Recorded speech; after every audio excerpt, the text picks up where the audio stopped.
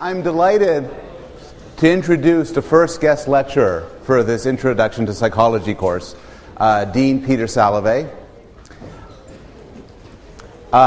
Peter is an old friend and colleague. Many of you, I think everybody here knows of him through his role as Dean of Yale College. I'll just, in the context of this introduction, mention two other things about him. One is, prior to being Dean, and in fact still as a Dean, he's an active scientist, and in particular, a social psychologist, actively involved in studying health psychology, the proper use of psychological methods to frame health messages, and also is the founder and developer of the idea of emotional intelligence, an idea he's done a huge amount of research on. Secondly, Peter is, or was, an active and extremely well-known teacher at Yale College. He taught at one point the largest course ever in Yale College, a course on psychology and law, which broke every record ever had here. And before that, during that, and after that, he was a legendary Introduction to Psychology teacher. And I think you're going to get some reason for why he was so legendary with his lecture today on the topic of love.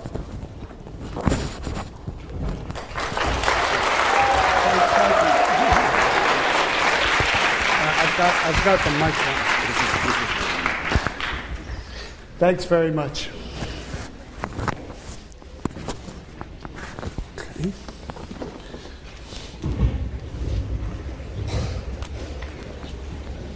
Is that okay? We're okay?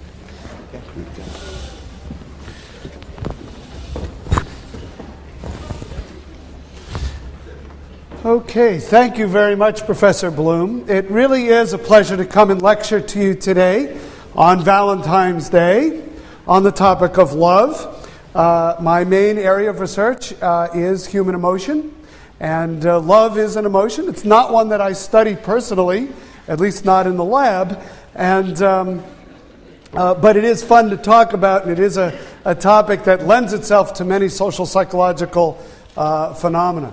It's also great to be able to come in and guest lecture. One of the things I very much miss since serving as dean is the opportunity to teach Psychology 110.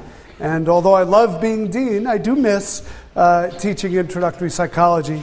The feeling of exposing people to ideas that maybe you hadn't heard before. Well, I suspect some of the ideas in this talk you'll have not heard before, and for a variety of reasons. A couple of the things you'll notice is that some of the experiments I'll talk about today are not the kinds of experiments that can be done anymore. They're not considered ethically acceptable, but they were done in the 50s and 60s and early 70s when ethical standards were different, and so we can teach them, we just can't give you the same experiences that some of the college students that we'll talk about today in these studies had. The other thing I will mention is that there is a certain androcentric and heterosexual quality to much of the social psychological research on romantic love. You'll see that in the experiments. Usually the participants are men, and usually the targets are women in these experiments. I'm not endorsing this as the only way to study love. It just happens to be the way these experiments were done. And so I mention this caution right from the beginning. We'll have to think about, one of the things you should think about is, do you think these experiments generalize to other kinds of dyadic relationships? And that's a question that I think you can ask throughout this lecture. Okay, so let's get started. And to start things off, I think what we need to do is consider a definition. I'm going to define what love is, but then most of the experiments I'm going to talk about are really focused more on attraction than love.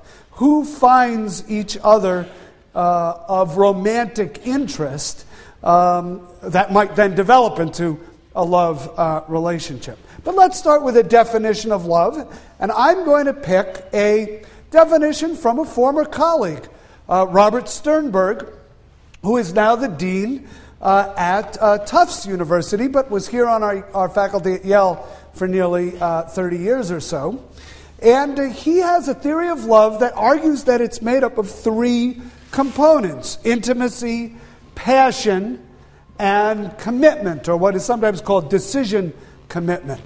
And these are relatively straightforward. He argued that you don't have love if you don't have all three of these elements. Intimacy is the feeling of closeness, of connectedness with someone, of bonding. Operationally, you could think of intimacy as you share secrets, you share information with this person that you don't share with anybody else. Okay? That's really what intimacy is. The bond that comes from sharing information that isn't shared with many other people. Second element is passion. Passion is what you think it is. Passion is we would say the drive that leads to romance. You can think of it as physical attraction or sex. And Sternberg argues that this is a required component of a love relationship. It is not, however, a required component of taking a shower in Calhoun College. The third element of love in Sternberg's theory is what he calls decision or commitment. The decision that one is in a love relationship, the willingness to label it as such, and a commitment to maintain that relationship, at least for some period of time. Sternberg would argue it's not love if you don't call it love, and if you don't have some desire to maintain the relationship. So, if you have all three of these, intimacy, passion, and commitment, in Sternberg's theory, you have love. Now, what's interesting about the theory is what do you have if you only have 1 out of 3 or 2 out of 3?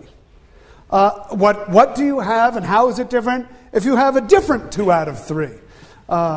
These are what's interesting about this kind of theorizing is it gives rise to many different permutations that when you break them down and start to look at them carefully can be quite interesting. So what I've done is I've taken Sternberg's 3 elements of love, intimacy, passion, and commitment, and I've listed out the different kinds of relationships one would have if you had 0, 1, 2, or 3 out of the 3 elements.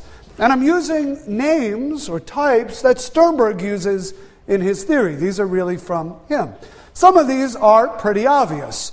If you don't have intimacy, if you don't have passion, if you don't have commitment, you don't have love. Sternberg calls this non-love. That's the technical term. And essentially what he's saying is the relationship you now have to the person sitting next to you, presuming that you're sitting next to a random person that you didn't know from your college, is probably non-love. If it's something else, we can talk about it at the end of the lecture, or perhaps when I get to it in a moment. Now, let's start to add elements. Let's add intimacy. This is sharing secrets, a feeling of closeness, connectedness, bonding. Let's say we have that with someone, but we don't have passion, that is, no sexual arousal, and no commitment to maintain the relationship. This is liking. Sternberg calls it liking. And liking is really what is happening in most typical friendships. Not your closest friendship, but friendships of a casual kind.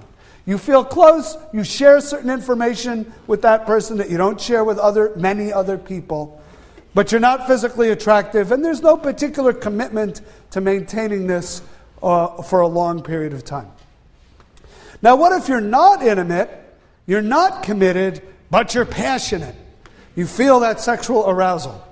This is what Sternberg would call infatuation, and that term probably works for you too, infatuated love.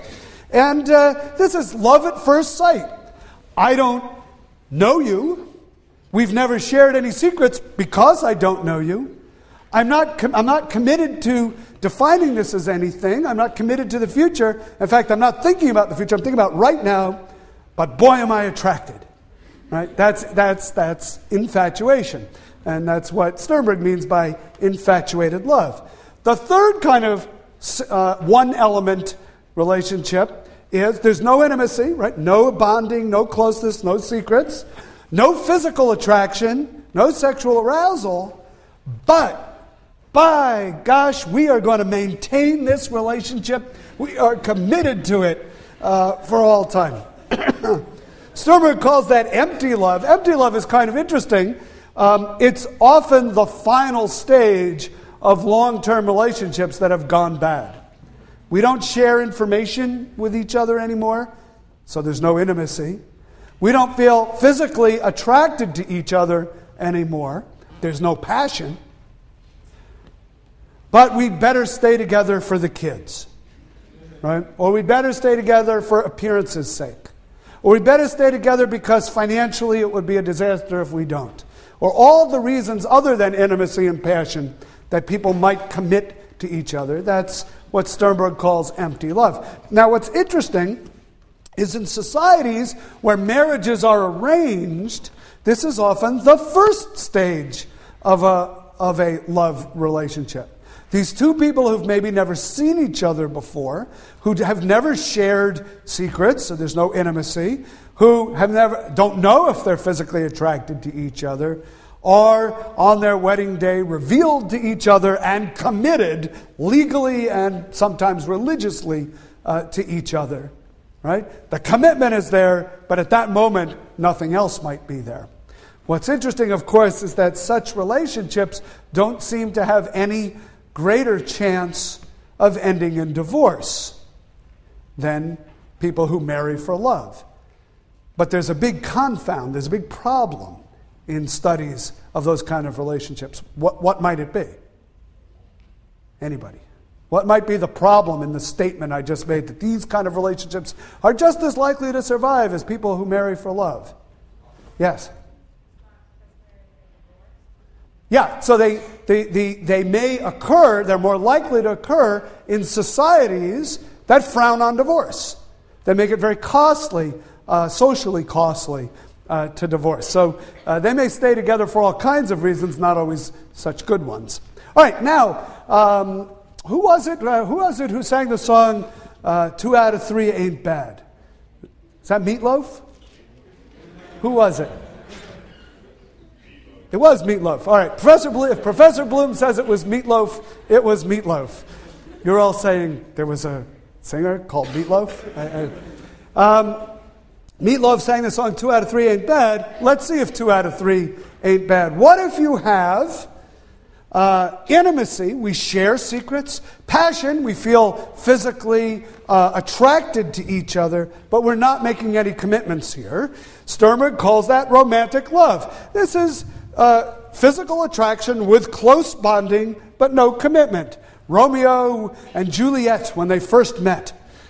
This is often the way relationships start. We like each other. I'm physically attracted to each other, to you. I enjoy spending time with you, but I'm not making any long-term commitments here. I'm not even willing to use the L word in describing what it is we have.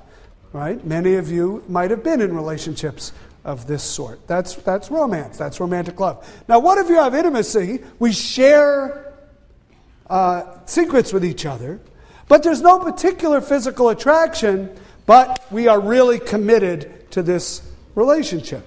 This is what Sternberg calls companionate love. This is your best friend. We are committed to sharing intimacy, to being friends forever, but physical attraction is not part of the equation here. This is sort of maybe the Greek ideal in relationships of some kind. All right, what if we have passion? I'm sexually attracted to you, but no intimacy. I don't want to really know that much about you. I don't really share anything of me with you, but I am committed to maintaining this physical attraction to you. Well, that's what Sternberg calls fatuous love. It's a whirlwind courtship. It's a Hollywood romance. It might lead to a shotgun wedding. Maybe you find yourself in Las Vegas and you get married for a day and a half and then realize that this wasn't such a good idea, and maybe your name is Brittany and you're a singer. Well, anyway, you get the idea. That's fatuous love.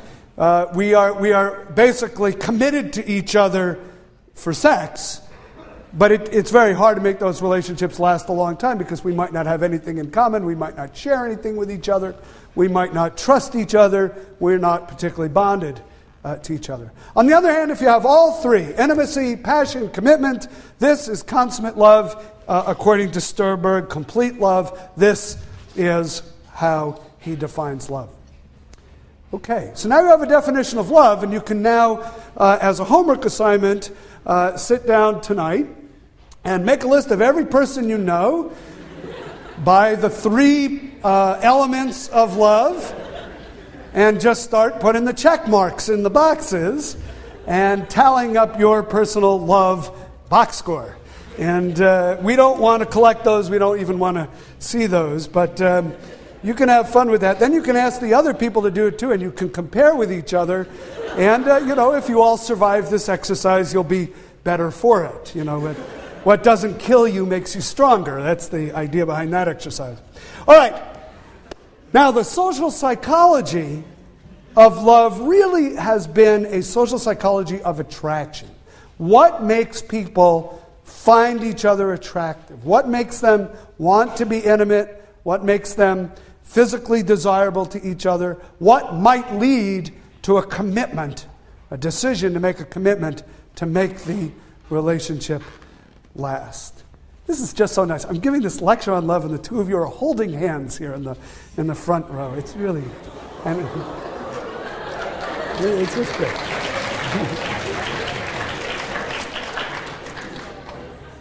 All three elements present: intimacy, passion, and yeah. Okay. Good. Just checking.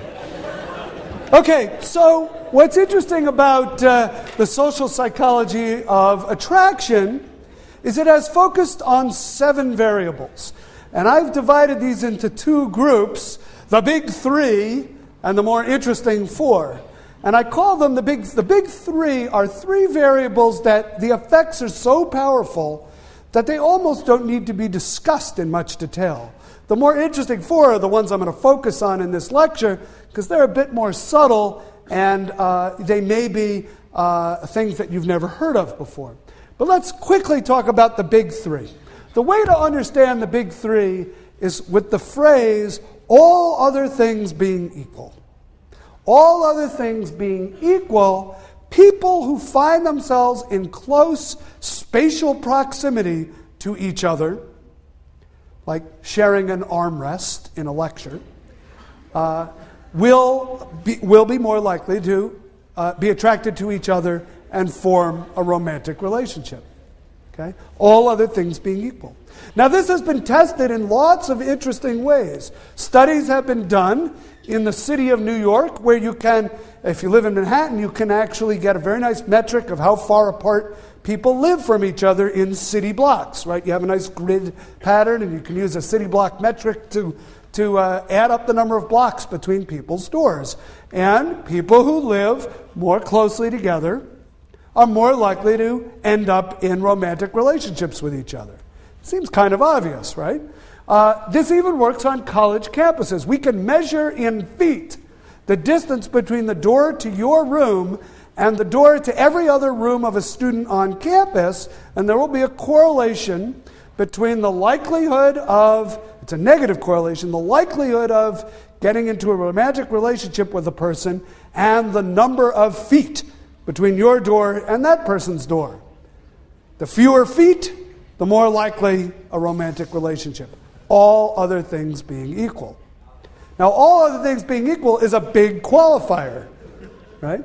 But if we could statistically control for every other variable, all I'd need to do is measure the distance from your door to everybody else's door on campus, and I could chart out who's going to fall in love with whom on the Yale campus.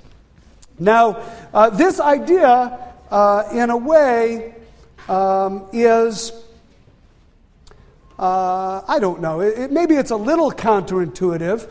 There's a kind of cultural myth around the stranger, the person you don't know, who you who you fall in love with, and that is not likely to be the case if it's the person who's nearby. right? And you'll see as we go through the other two big three that there's a kind of repetition of this theme. It isn't the stranger you fall in love with. All right, let's continue down. Similarity. You've probably heard the phrase, birds of a feather flock together. And that's true when it comes to romance.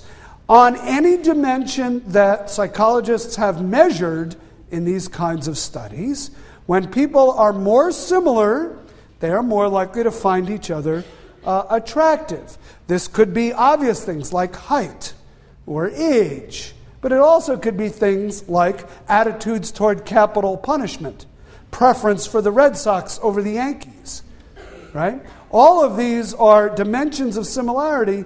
All things being equal, the more similar, the more likely you'll find each other attractive. So opposites don't really attract. Birds of a feather may flock together, but opposites don't really attract each other. Now, usually at this point, somebody in the lecture hall raises their hand and says, well, my boyfriend or my girlfriend and I are complete opposites. And how do you account for that, Professor Salovey? And I usually look at them and I say, good luck to you. And of course, all things might not be equal. There may be other variables at play here, but all things being equal, similarity does not breed contempt. Similarity breeds attraction. Okay? Isn't it interesting we have all of these common sayings that contradict each other, and then empirically some of them turn out to have more evidence supporting them than others. So opposites attract, not much evidence. Similarity breeds contempt, not much evidence. Birds of a feather flock together, yeah, there's some evidence for that idea. Finally, familiarity. Familiarity, we tend to fall in love with people in our environment with whom we are already familiar. The idea that some enchanted evening we will see a stranger. Where are the new blue when you need them? Some enchanted evening you will see a stranger across a crowded room. Right? What musical is that from? South Pacific, very good. You will see a stranger across a crowded room. That's kind of a cultural myth. Of course it happens. But much more common is somebody you already know, somebody you have seen repetitively, you suddenly find attractive, and a relationship forms. Okay? So the big three: people who are similar to you, people who are already familiar to you, people who are nearby in space. These are the people, all things being equal, that you will find attractive. Okay? So those are the big three. Those are big main effects. Those are big, easy to observe in various ways in the lab. By the way, the familiarity idea doesn't just work for people. I can show you words in a language that you don't speak. And I can flash those words to you very quickly. And I can later repeat some of those words and mix in some new ones that you've never seen before. And I can say, I know you don't know what any of these words mean. I know you can't read these characters. But just if you had to tell me, which ones do you like and which ones don't you like? Or how much do you like each one? The ones you will like more, the ones you saw earlier, the ones that you already have familiarity. Even if you don't remember having seen them. Even if that familiarity was generated with such quick exposures that you don't remember even having seen anything, you will get that familiarity effect. Okay?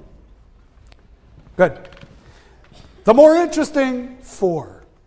These are more interesting because they're a little bit complicated, a little bit subtle. Let's start with actually the one that is my favorite. This is competence. Think about other people in your environment. Think about people who are competent.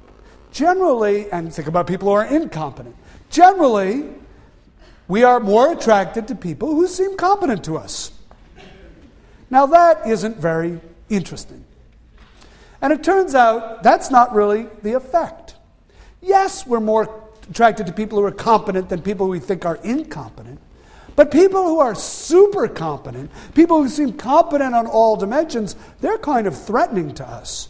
They don't make us feel so good about ourselves, right? They make us feel a bit diminished by comparison. So what we really like, the kind of person we're really attracted to, is the competent individual who occasionally blunders. And this is called the pratfall effect, that our liking for the competent person grows when they make a mistake, when they do something embarrassing, when they have a failure experience. Okay? You can see this with public figures. Public figures who are viewed as competent, but who pratfall, who make a mistake, sometimes they're even more popular after the mistake. Okay? I think of Bill Clinton when he was president. His popularity at the end of his term, despite what everyone would agree, whether you like Bill Clinton or not, was a big mistake with Monica Lewinsky, his popularity didn't suffer very much. A lot of people in the media would describe him, well, it just shows he's human. He makes mistakes like the rest of us, even though that was a pretty big mistake. Right? And you can see this even with smaller pratfalls. Sometimes public figures are liked even more after their pratfall. Now, the classic experiment, the classic pratfall experiment is just a beautiful one to describe. It's a work of art, so let me tell you a little bit about it. You're in this experiment, you're brought to the lab, and you're listening to a tape recording of interviews with people who are described as possible representatives from your college to appear on a quiz show. The quiz show is called College Bowl, which I don't think is on anymore, but was on when I was in college. And you're listening to interviews with possible contestants from Yale who are going to be on College Bowl. You have to decide how much, what you're told is you have to decide who should be chosen to be on College Bowl. And you listen to these interviews. Now, what's interesting is there's two types of people: the nearly perfect person and the mediocre person.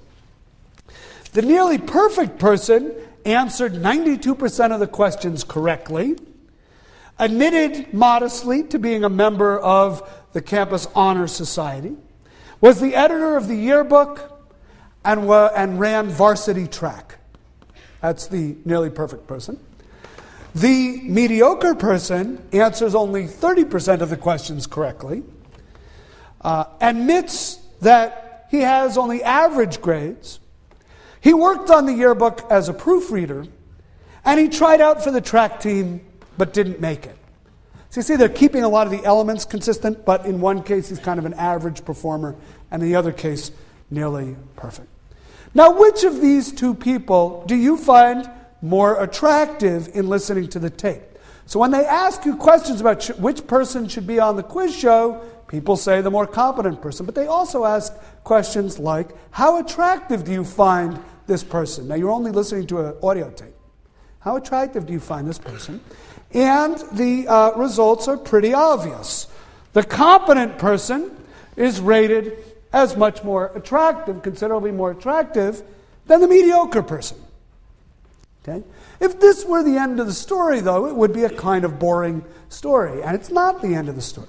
Now what happens is half of the participants in the experiment who have listened to each of these tapes, you only get to listen to one tape, half of them are assigned to the blunder condition. And what happens in the blunder condition is the tape continues, and what you hear is the clattering of dishes, the person saying, "Oh my goodness, I've spilled coffee all over my new suit." Okay? That's the blunder. That's the pratfall. Now you're asked, who do you find more attractive? And look what happens. Your rating of the attractiveness of the competent person grows even higher. The competent person who blunders, this is the person that I love. Unfortunately, the mediocre person who blunders, you now think is even more mediocre. Right? This is the sad irony in these experiments. The effect works both ways. So the mediocre become even more lowered in your esteem. in your regard. Now, I'll tell you a little personal story about my coming to Yale that relates to this experiment. This is one of the most famous experiments in the history of social psychology. I wouldn't quite put it up there. You'll hear maybe later about or maybe you've already about Milgram and maybe Asch conformity and maybe Robert's cave. Those are even better known than this, but this is right up there. This is a top 5 experiment. And it was done by Elliot Aronson, who has retired now, but for many years taught at the University of California, Santa Cruz. Name is not one that you need to know. In any case, I came to Yale in 1981 as a graduate student, and I was looking for an advisor, and I was kind of interviewing with a faculty member at Yale at the time named Judy Roden. Some of you may know that name because she went on later to become the president of the University of Pennsylvania, and now is the president of the Rockefeller Foundation. But I was interviewing with her, and set up a meeting, and what I was trying to persuade her in this meeting was to take me on as one of her students, to be my advisor. And it's about my 3rd or 4th week of graduate school, and I'm pretty nervous about this, and she could be intimidating to a first-year graduate student. And I remember I was holding this mug of coffee, and I was pleading with her, trying to convince her to take me on as her student. I was saying, Judy, I'll get a lot done, I'll work really hard, I can analyze data, I can write, and I'm talking about myself, and I'm swinging, I'm using my hands as I talk, I'm swinging this cup of coffee around, and fairly soon into the conversation, I demonstrated some principle that you've probably learned in your physics class, having to do with an object at rest remaining at rest unless acted upon by a force. Well, the object at rest was the coffee in the cup. And when I pulled the coffee cup out from under the coffee, it landed right on her desk and I watched in slow motion as this wave of coffee just moved from my side of the desk to her side of the desk. She jumped up and jumped back and started moving papers around and really was giving me this look like, why don't you just leave? So I was trying to save the moment as best as I could, and I looked at her and I said, Judy, you remember that old experiment that Elliot Aronson did on attractiveness? She looked at me kind of out of the corner of her eye. I said, well, that was my blunder. Now you're going to like me even more. And she just shook her head and she said, Peter, you know that effect only works if I think you're competent first. Anyway, that was my introduction to Yale, graduate school at Yale. All right, so blundering, only blunder if you're competent first, and it will make you more attractive. That is the pratfall effect. Let's move on. And I'm going to move a little bit quickly through all of this because I want to leave time for a few questions at the end of the lecture. Let's talk about physical attractiveness as number 2 of the more interesting 4. Now, physical attractiveness is one that really bothers us. We don't like to believe that physical attractiveness accounts for much in life. It seems unfair. Except at the margins, there isn't much we can do about physical attractiveness. And when we're not pictured in the rumpus, it can really hurt, So we don't like to believe that physical attractiveness matters. And the interesting thing is if you do surveys of college students and you say to them, rate how important different characteristics are in relationships that you might be involved in, they will say that warmth is important, sensitivity is important, intelligence is important, compassion is important, sense of humor is important, and they'll say that looks aren't important. But if you measure all of those things, let's do it in a different order. If you send everybody out on a blind date, and then you look at, after the blind date, how many of those people who are matched up blindly actually go on a second date? Actually get together again? What predicts who gets together again? Was it the rating of warmth? No. Sensitivity? No. Intelligence? No. Compassion? No. Sense of humor? No. What was it? Looks. So we believe that looks don't matter. And unfortunately, they do. Now, the good news in all of this is the studies that looked at physical attractiveness in this way were just looking at what predicts a second date after a first date. Obviously, what predicts a long-term relationship are probably things less superficial than looks, or at least other things in addition to looks. But it is a great predictor of a second date. And college students, year after year, say, but it's not important. And it's one of those classic dissociations between what we think is unimportant and what empirically turns out to be more important. All right, well, there are very interesting studies that have been done with physical attractiveness. At the University of Minnesota, a computer algorithm paired people up. Couldn't have been a very complicated algorithm because it basically paired people up randomly on the campus.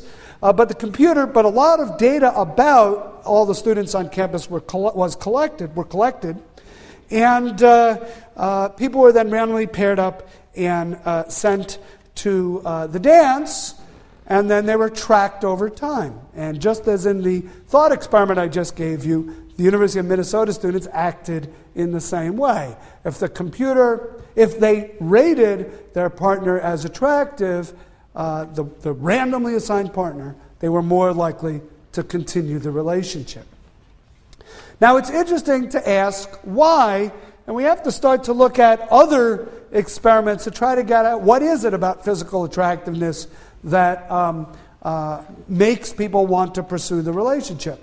And once again, Elliot Aronson, the person who did the blunder experiment, the pratfall experiment, he did some nice work on attractiveness as well. And in one experiment, which many people know as the frizzy wig experiment, he did the following. He invited a Confederate, a graduate student who was working with him in his lab. Social psychologists always called people who were in the employ of the experimenter Confederates. Doesn't mean that they grew up south of the Mason-Dixon line or wave a certain kind of flag. But the older term for it was stooge. They would say, we hired a stooge to act in the following role in the experiment. But I think a certain generation of college students thought stooges were only named Moe, Larry, and Curly. And so they started to use this phrase Confederate.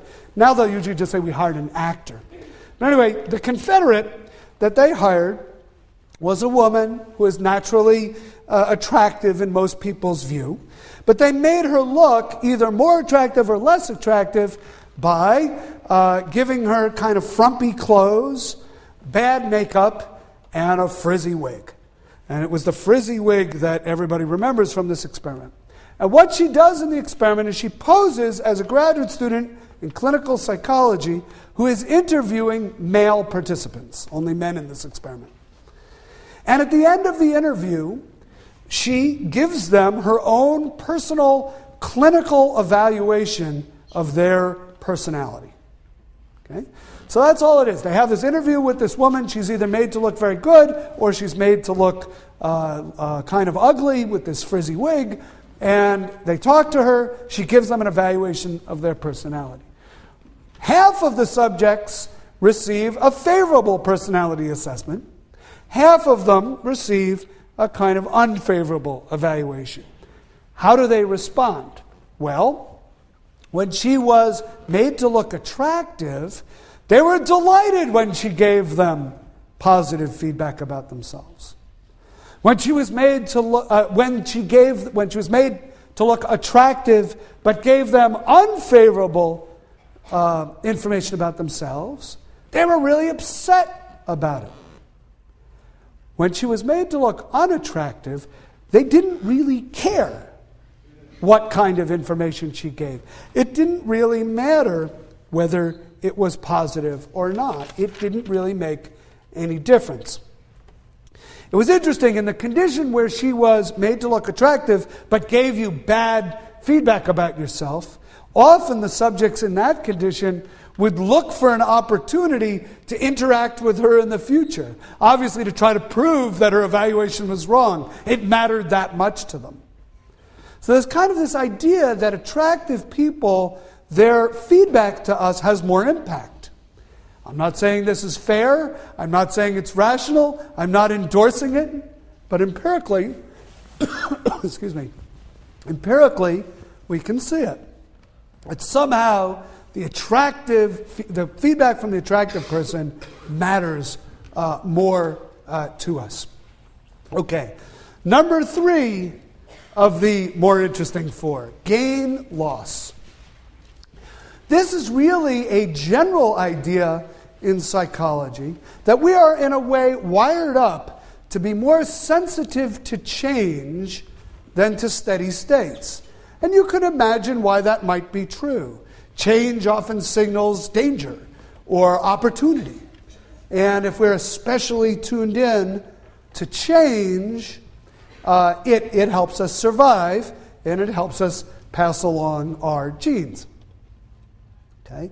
So we're more sensitive to change. How does that play out in love? Well, in love, what is very powerful to us is not just that someone always is positive toward us. I love you, I love you, I love you, I love you, I love, right? It wears out its welcome. What's more powerful is the person who was not that positive to us, but over time becomes more positive. The first derivative of their regard for us is positive. Okay? Aronson calls this the gain effect. We are really attracted to people whose regard for us is gaining momentum over time. Okay? And even if over a period of time the average amount of their regard is lower, because they started lower and then got higher, than someone who was always high, it's the ones who were first lower who then went up that capture our attention. The first derivative is more important than just the position of their regard for us, getting better and better. Now what's interesting is there's also a loss effect. People who really hurt us are not the people who have always been negative.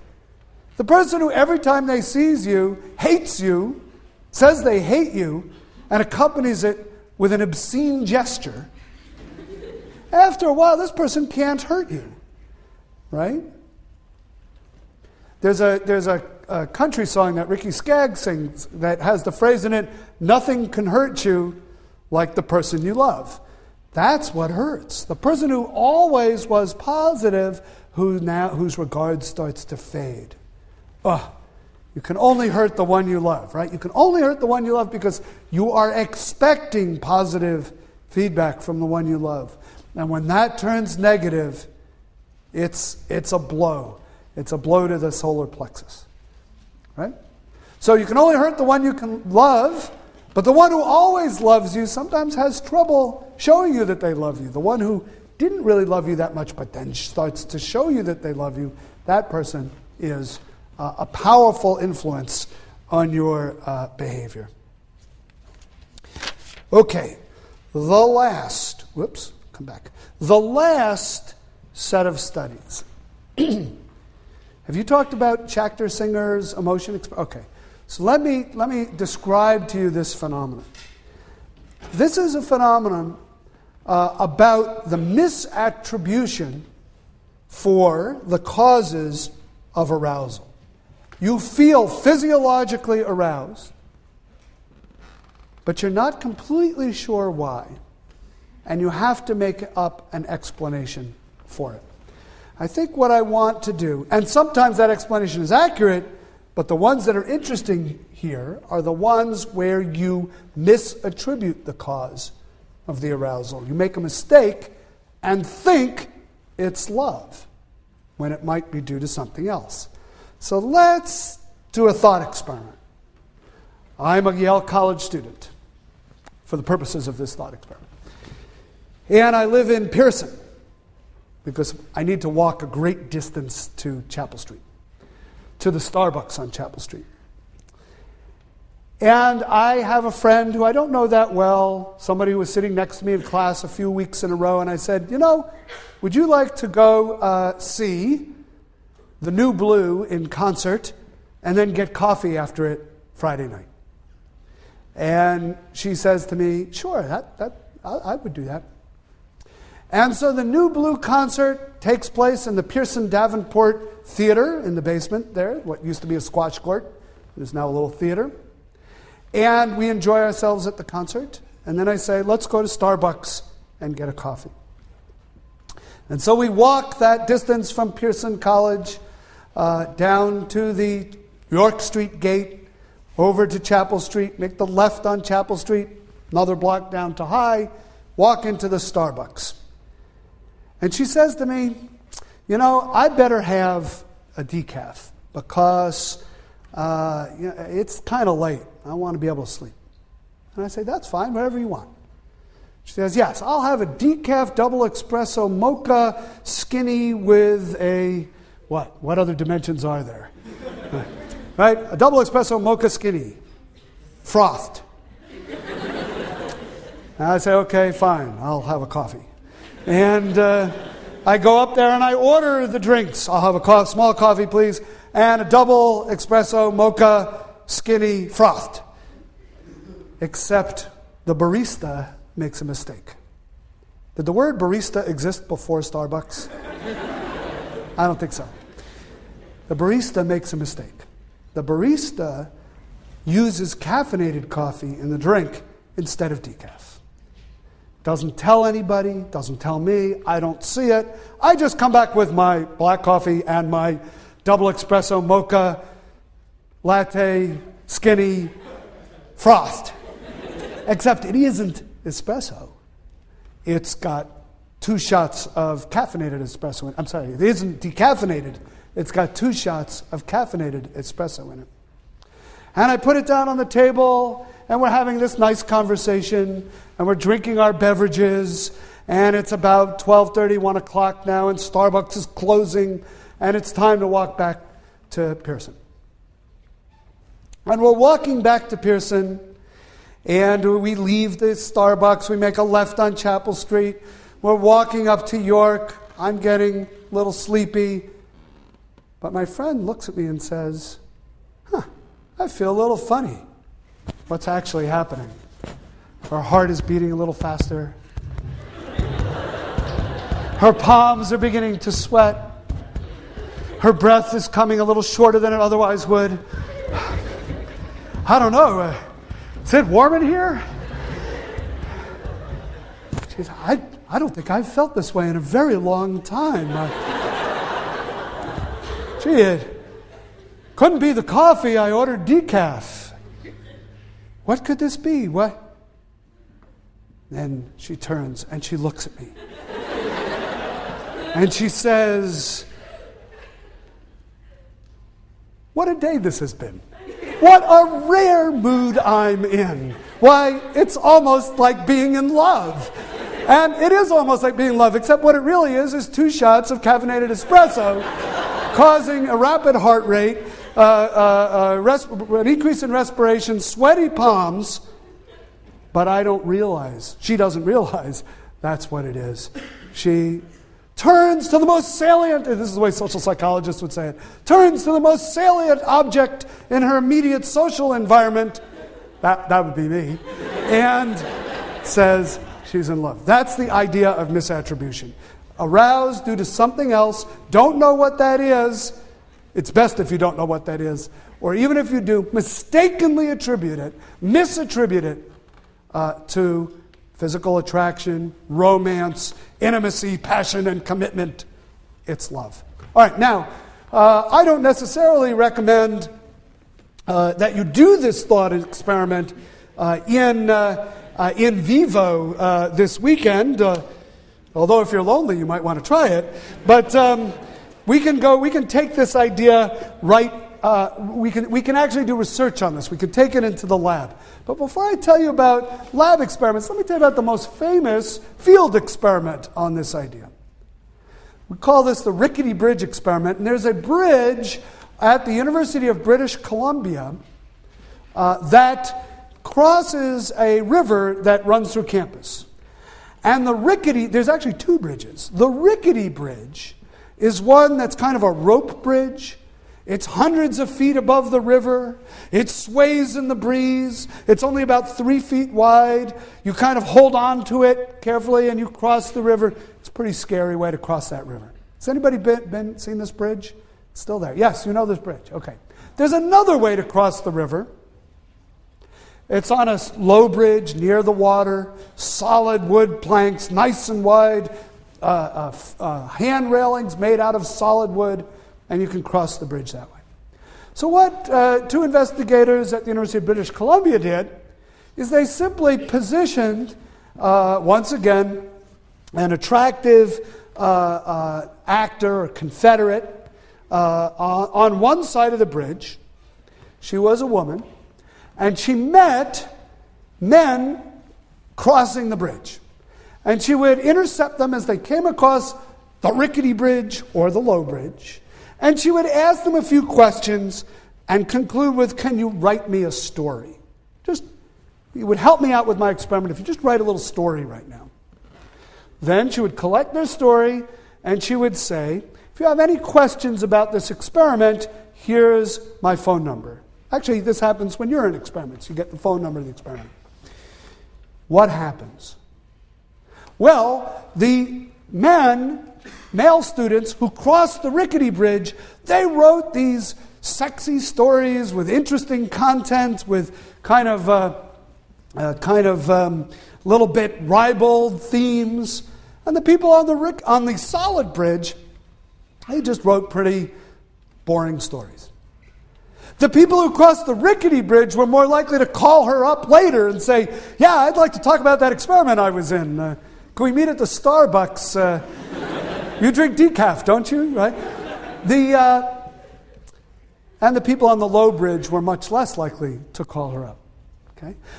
What was going on? Well, this was interpreted as misattributed arousal. On the rickety bridge, you're swaying in the breeze, hundreds of feet above the water. The bridge seems unstable. Maybe you'll make it, maybe you won't. Your heart is beating. Your palms are sweating. You're breathing harder. You meet this person and she seems more attractive because you're feeling all these things and you attribute it to the attraction. Now, there's a reason why this study is bad science. There's a major flaw in this study. The clue to the flaw is that you can't even call this study an experiment. What's the flaw? Anybody? Yes? People who would take the rickety bridge might be more likely to be more for adventure. People who take the rickety bridge might be the kind of people who are more looking for adventure than the people who take the solid bridge. Right. Another way of saying it is there isn't random assignment of the subjects to the two conditions in the study. That's no random assignment, it's not an experiment. By not randomly assigning people to these two conditions, you may be capturing just individual differences in the kind of person who, when there's a perfectly stable, safe, low bridge, says, I don't want to go on that bridge. I want to go on the bridge where I have to risk my life to get to class. And then should it surprise us that that's the kind of person who would call a perfect stranger on the telephone and write a sexy story and give it to them? Right? We're not so surprised. So what we have to do, of course, is take it into the lab and do this in a more systematic way with random assignment. And this is how I want to finish up today. We have till 2:45, 3:45? Okay, great. I'll take about 5 more minutes to finish up, and that'll give us some time for questions. So, how do you do this in the lab? Well, you can bring people into the lab, and I can present you with a Confederate who said, let's say you are all in condition 1, everybody on this side of the room, and I can say to all of you, please wait here. We'll begin the experiment in a moment. While you're waiting, please fill out this form. And the form includes how attracted you are to the experiment. to me. I can do the same thing over here. I can give you the form that asks you to rate how attractive you think I am, and I can give you the same instruction with a crucial difference. Please wait here. We will begin the painful shock experiment in a moment. Please fill out these forms while you wait. What happens? The people who got the painful shock instruction are more likely to find the Confederate attractive. Why? Well, they're sitting there thinking about painful shock. It's making their heartbeat faster. It's making their palms sweat. It's making them breathe harder, maybe. And even though it's fairly obvious what's doing that, they still misattribute that arousal to, I must be falling in love. Even with that obvious an instruction.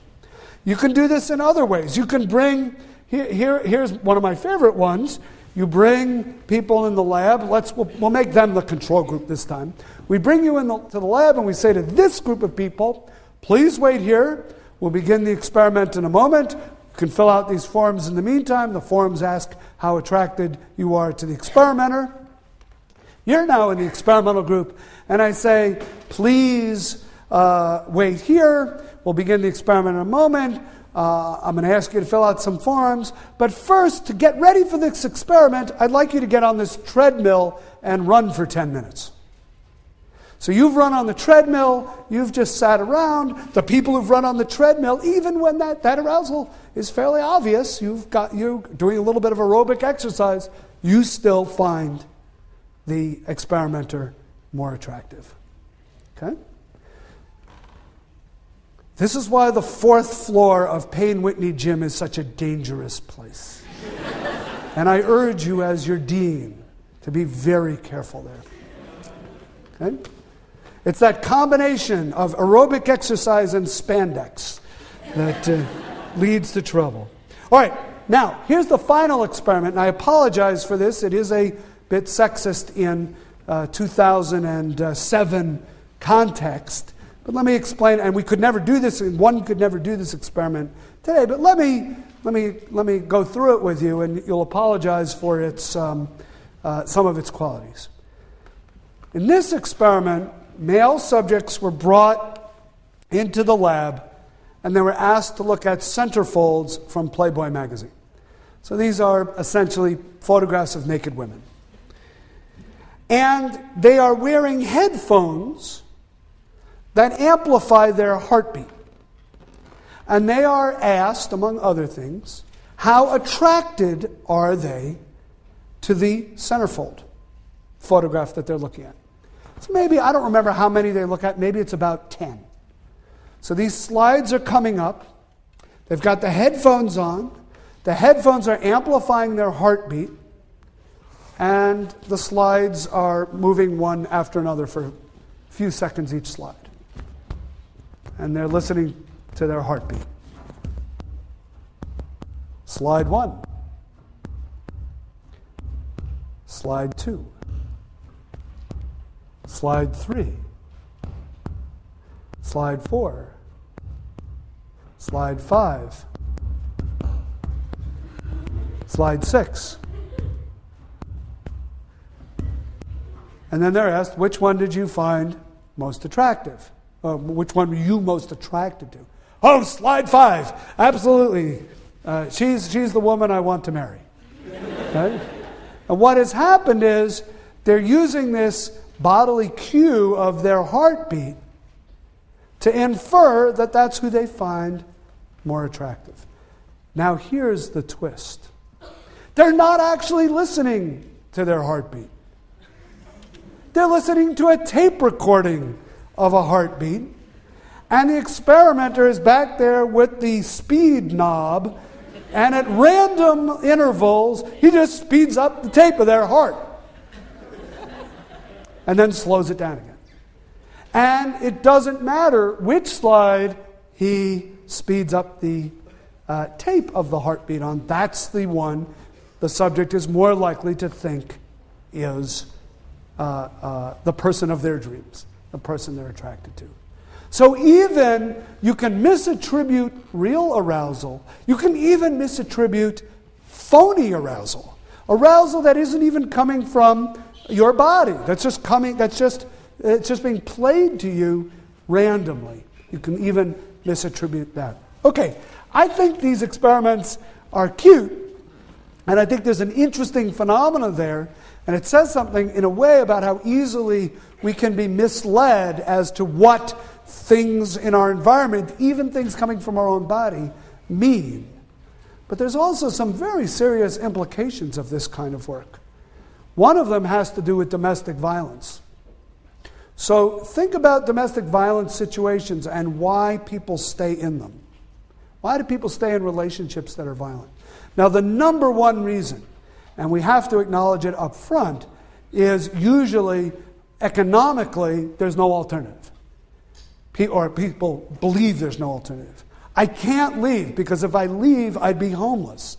If I leave, I will starve. If I leave, my kids will starve. Or there'll be danger to my kids. I mean, that keeps people trapped in abusive relationships. And that's number one. But what else might be going on? Sometimes people don't realize that the relationship they're in is abusive. It's psychologically or emotionally abusive. They get into these fights and screaming matches and name-calling and such, even if it's not physical violence. And they feel a certain arousal when that happens.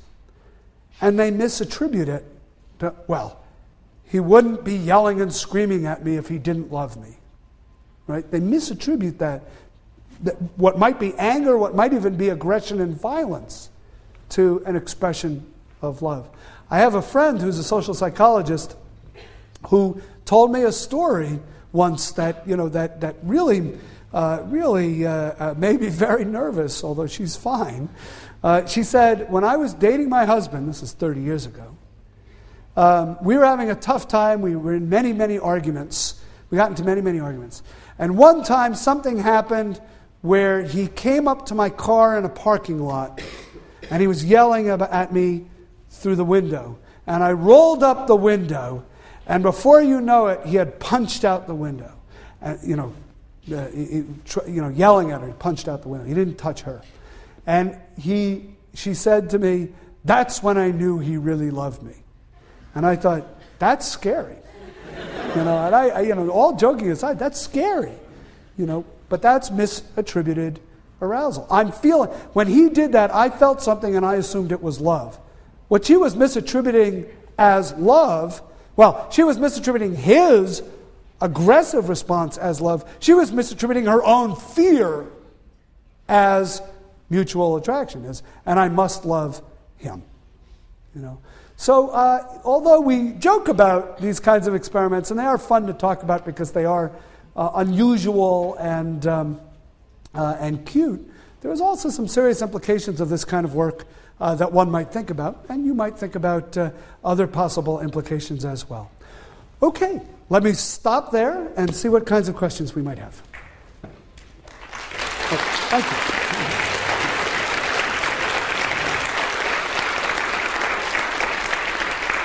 Thank you. Thanks very much. That's very kind of you. Because we are on tape, I'll repeat any questions that come in. Yeah? For the painful shock experiment, yeah? Could you not say that if you're informed that this experiment will include painful shocks, do you not rate the experimenter higher because you know that he's in control? Right. Of the painful shock? So the question is, in experiments like the painful shock experiment, if you're told in advance, like you all are, through a consent form or by the experimenter, this is an experiment involving painful shock, will you still rate the experimenter as more attractive? Or will you not be able to misattribute the arousal? It is true. The more salient we make the source of the arousal, the less likely you can get the effect. If in my thought experiment, I say to my friend, well, I know why you're feeling that way. The reason why you're feeling that way is because the barista made a mistake and gave you caffeinated espresso when you asked for decaf, or maybe you just love me, right? The person is not likely to say, oh, I bet it's love. They're more likely to think Oh, caffeine, yeah, that's the parsimonious explanation here. So it is true, the more salient you make the cause of the arousal, the less likely you'll get the effect. But you can see, even in experiments where the cause of the arousal is somewhat obvious, at least to us, you can still get a misattribution effect. Other question? Yes? Are the factors that you mentioned earlier, like the those also factors that affect initial attraction or the maintenance of relationships? Yeah. So the question is, are any of these factors, like particularly the big three, proximity, familiarity, similarity, do they affect the maintenance of relationships or just the initial attraction? You know, it's interesting. My guess is they affect both initial and maintenance over time. But the literature mostly focuses on initial attraction. We have much richer data on that initial attraction and those initial stages of the relationship. In part because it's a little hard to follow couples over time. And imagine the sort of Heisenberg-esque problems we would get carefully following romantic couples over time and interfering with them to ask questions and make observations. It would be hard to let this this relationship naturally unfold. So really the focus of many of these experiments is on initial attraction. That's why I always say my lecture is on love. The definition of terms is about love, but the experiments really are much more about attraction than about love. Another question? Yes? Can someone feel consummate love for more than one person? Can someone feel consummate love for more than one person? It's a very good question. It's actually a question that's debated in the literature. I didn't get into it at all in this experiment, in this lecture. But there's an interesting debate going on about love and many other emotions between people who take a kind of evolutionary perspective on these states versus people who take what might be called a more socially constructed perspective. And these aren't necessarily so incompatible. But the evolutionary perspective, I think, would argue that you can feel that kind of love for more than one person, or at least it would facilitate the passing on of your genetic material to a larger array of the next generation. You know, so I think the evolutionary explanation is not a problem. But we have constructed a world where in most societies, except for very unusual polygamous societies, the belief is that you can't love more than one, right?